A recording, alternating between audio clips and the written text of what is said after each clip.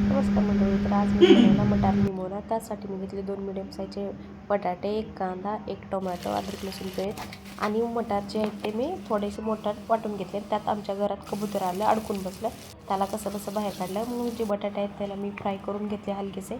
त्यानंतर त्याच तेलामध्ये जे मटार आपण बारीक केले होते क्रश, ते हलकेसे भाजून घेतले. त्यानंतर मी त्याच कढईमध्ये तेल घेतलं, जिरे, लसूण, कांदा आणि टोमॅटो एकत्र टाकले. ते सगळं जर मऊ झाल्याच्यानंतर त्यामध्ये अद्रक लसूण टाकले.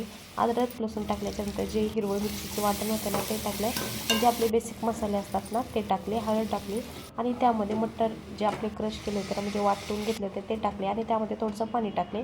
2-4 मिनटं ते जरा शिजवून घेतले आणि त्यानंतर त्यामध्ये मी जे आपले बटाटे होते ना मी फ्राय केलेले ते पण टाकून घेतले आणि आज बनवून मस्तपैकी तयार आहे मटार निमोना.